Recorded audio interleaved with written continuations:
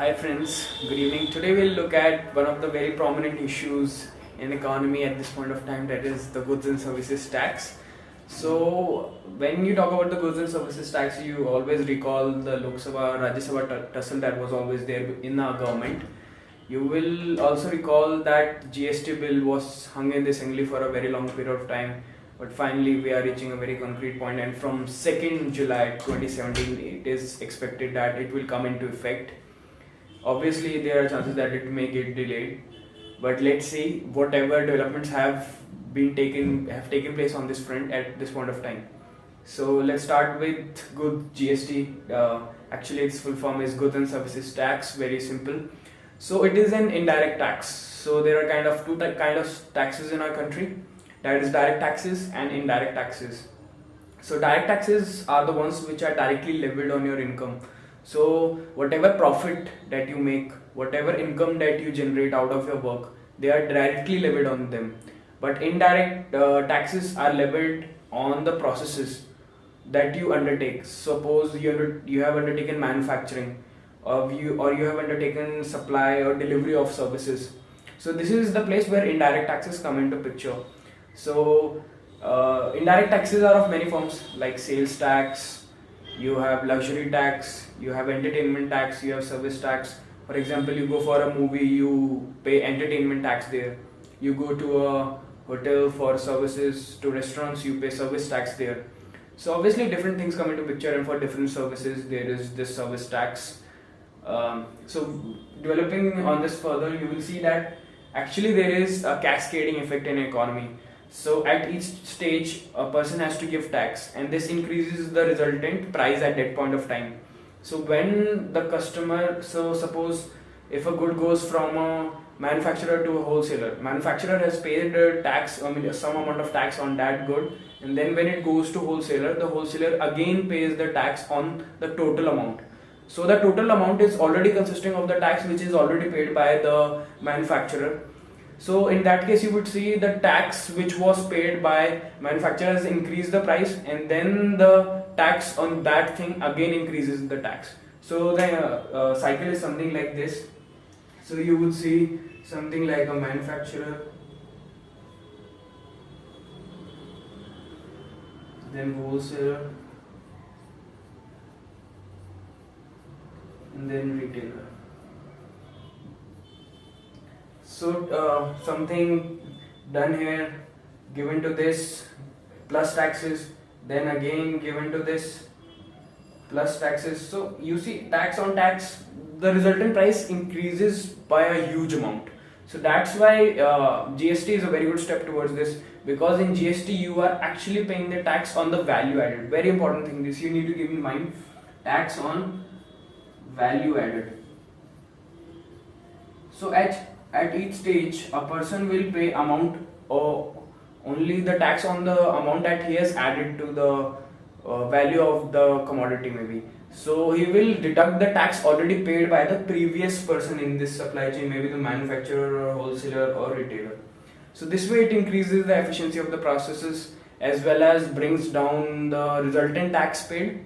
Also it will decrease the resultant amount that a person will pay in form of taxes. Also accountability will increase, persons will know how much amount of tax they are actually paying. At this point of time, you don't know that how much excise duty somebody has paid, which is another indirect tax, because you actually don't know how much manufacturer pays, how much wholesaler pays, and how much is the tax on tax effect. So these things are really important points when you go for an interview. So now moving on, I'll just give you examples which are the taxes which are not substituted for GST. So a lot of taxes like excise duty, these things, they are coming under GST, but some basic, like basic customs, or you may have something like export duty maybe, or road tax, property tax. These are some taxes which are not going to be covered under GST at this point of time. There may be changes in the future.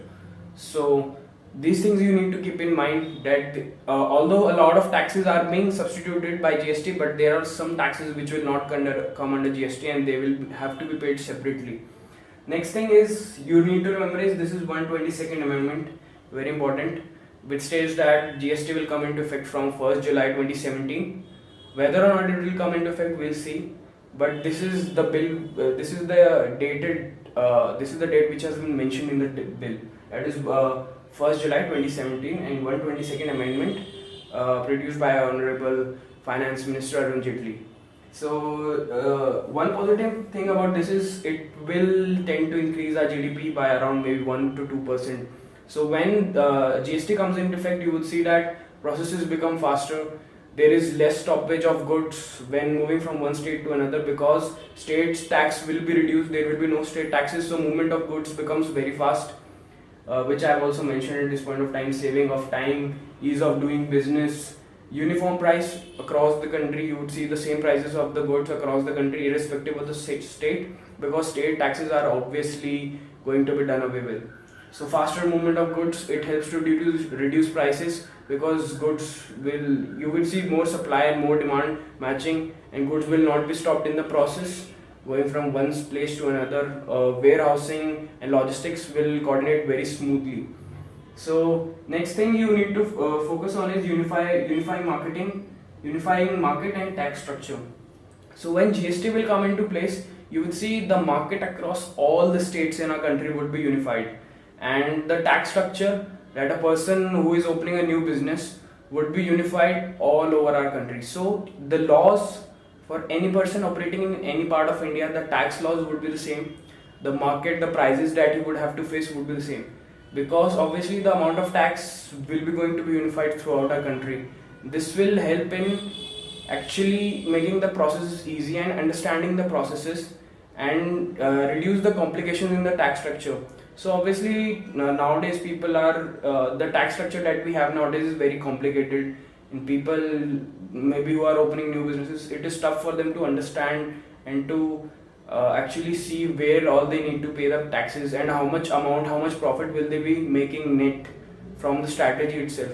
So this actually makes the things easier for companies who will be entering into the market. So few other things that you can also talk about in the interview would be better tax collection.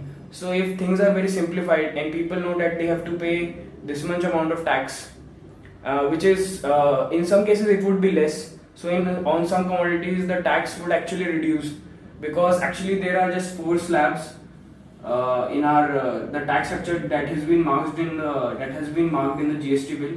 That is 4%, 12%, 18%, and 28%. Sorry, this is 5%. So these are 4 slabs. So at this point of time you have somewhere like a 14% tax. So that may become a 12%. So actually that thing would get cheaper.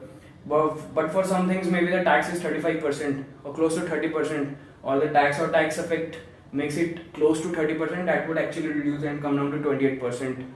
Something maybe like a 24% would increase to 28%. So at this point of time, what is expected is that cars, the tax on cars would actually decrease. So it's close to 30%, but reducing it to 28% would actually make the cars cheaper. And for delivery items, the tax is around 4%, so that might increase because the 5% slab is there. So you need to see this effect from various sources. Maybe you can look up Wikipedia for exact things, but these are the few talking points that you need to put in your interactions, so that people actually know that you know about GST. So few other things that you can focus on is basic customs, export duty, road tax and property tax, which are not included in GST. So their collection is a different issue, and they are not directly related to maybe functioning of businesses. So that's why they are not included in the GST. Other things that you can say is that this move makes our economy go towards single tax economy. Very important. So this is a phrase which so a lot of other countries have implemented tax structure like GST. So this actually is a move to making our country free from very complicated tax structure and moving towards a country which is more productive for businesses, enhanced environment for businesses. So in that case, you can talk about single tax economy, which will help businesses as well as the consumers understand how much tax they are paying, and it becomes more accountable, and people will pay more taxes because they can understand it. And actually this will also increase the accountability, as all of the things at each stage you are required to pay the tax and, and subtract the excessive tax that the person has paid in the last stage. So in this case, people will see actually the tax amount is reducing, and maybe they will be more willing to pay taxes, and actually the net tax that our country is having would drastically increase. Obviously technology is increasing, and online transactions coming into picture, this would actually help implementation of this thing. So friends, this is all in the video on GST. I hope I have not missed anything and everything has been covered. For specifications, you can generally look up few articles, but these are the broad things that you might talk about in the interview. And this will one more thing that before we close down we can say is, this would actually reduce the unhealthy competition between states. So states provide various incentives to industries to open. So some state would say that it has a higher tax, so it may not be feasible for companies to open their warehouses there. Some states with very low taxes are actually suitable for some industries. So this would actually decrease the unhealthy competition between these states. And actually the one more thing is the loss of revenue that some states might occur because of this unified tax. Some states might get more taxes as compared to previous times, and some might get less taxes as compared to previous times. So the loss would be covered for the next span of 5 years by the government. That has been mentioned. You can talk about it. And yeah, that's all I think. If I missed anything, you can definitely post in the comment section, and definitely we'll be rolling out a very detailed PDF very soon after this video comes into picture on the YouTube channel. And yeah, these are very important things. GST is one of the most important topics that will come into your interview. And that's all from this edition. Thank you, and stay tuned to Success Chambers.